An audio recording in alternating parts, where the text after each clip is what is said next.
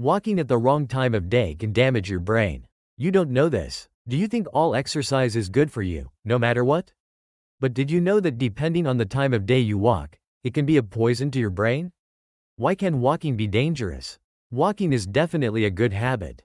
But if you do it at the wrong time and in the wrong way, it can have a fatal effect on your brain health. Wouldn't it be unfair if you only exercised to get healthy, but it ended up damaging your brain? Recent studies have been actively revealing the impact of walking times on brain health.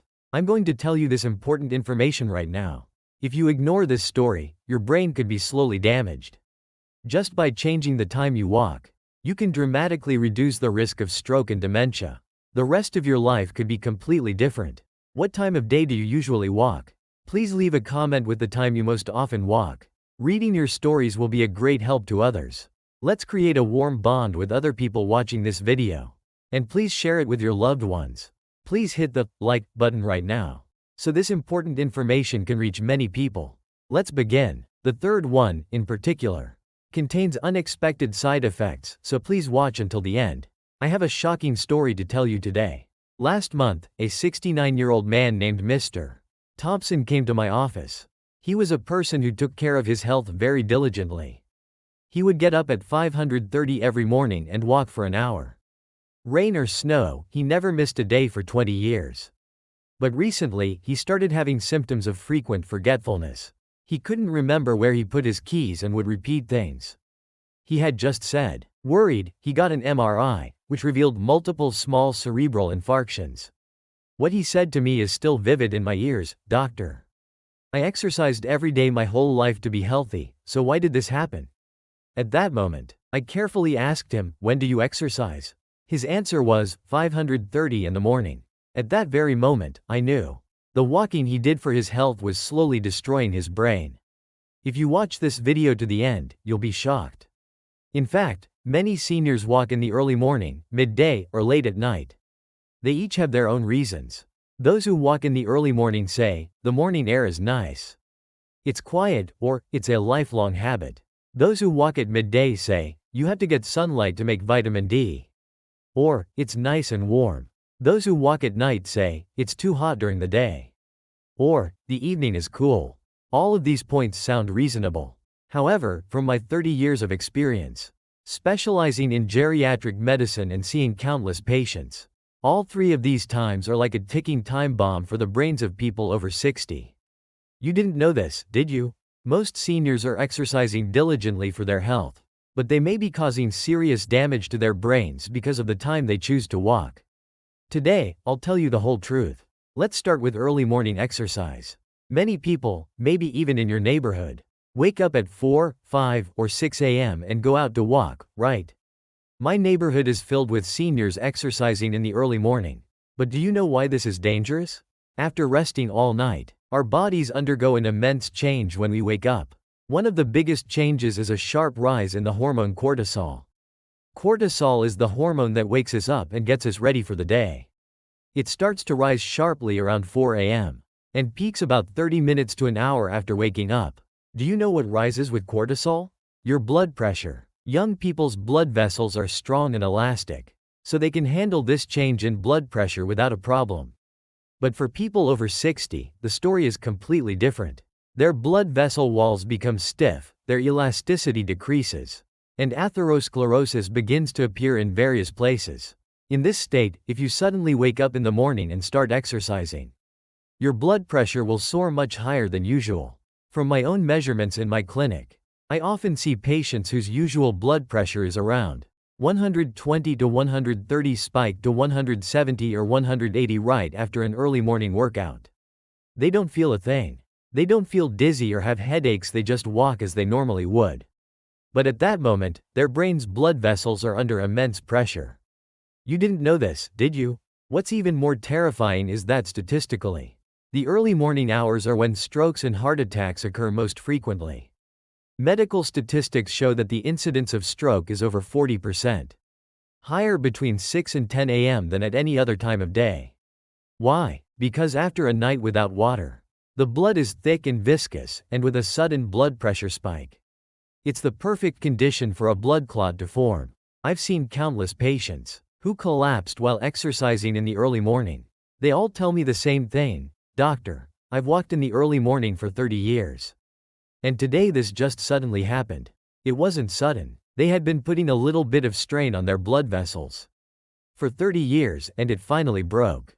Another problem with early morning exercise is body temperature. The early morning is the time of day when our body temperature is at its lowest.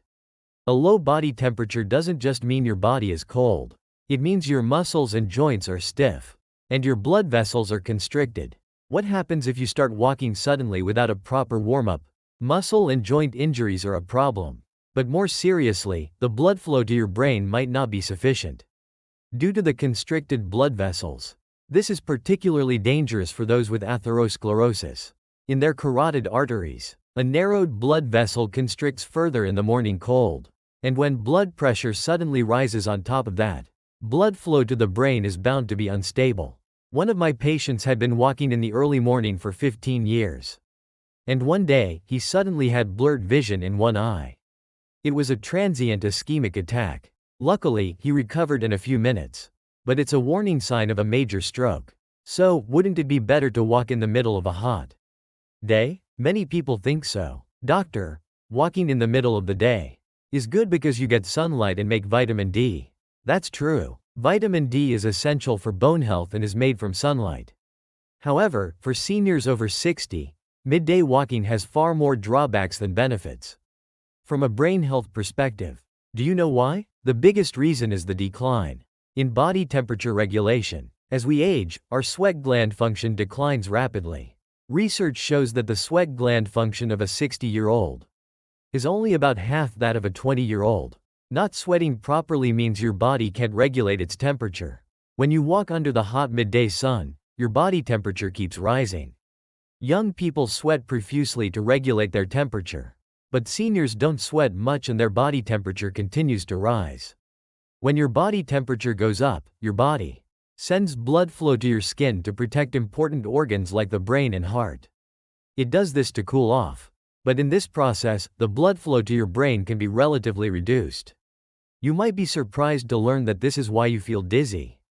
Many seniors tell me, I was walking in the middle of the day and suddenly felt dizzy. So I rested in the shade. This isn't just because of the heat. It's because the blood flow to the brain was temporarily insufficient. A more serious problem is dehydration. The sense of thirst also becomes duller with age. Many people walk without realizing they are thirsty and become dehydrated. Dehydration thickens the blood, making it sticky, which can easily form blood clots that block blood vessels. One study had a truly shocking result. A mere 2% loss of body water can impair cognitive function. And a 5% loss can lead to confusion and loss of consciousness. Just a 30-minute walk in the midday sun can cause a 1 to 2% loss of body water. Almost no one knows this.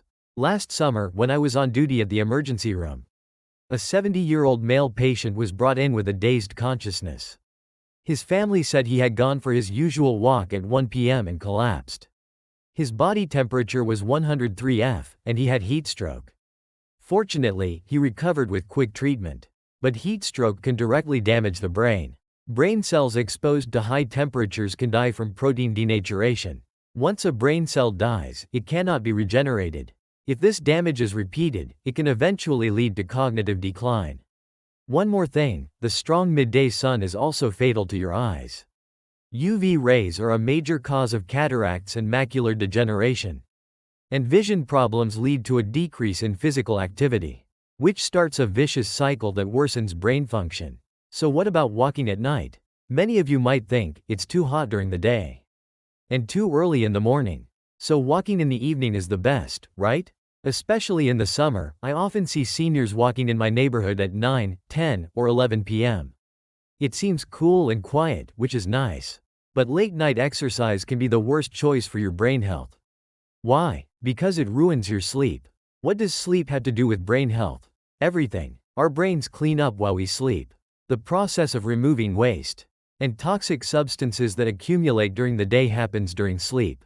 Exercising late at night suppresses the secretion of melatonin, our sleep hormone. Melatonin starts to be secreted when it gets dark and peaks between 10 p.m. and 2 a.m. If you exercise at this time, your body gets confused and thinks, oh, it's time to be active, which suppresses melatonin secretion. Instead, alertness hormones are released.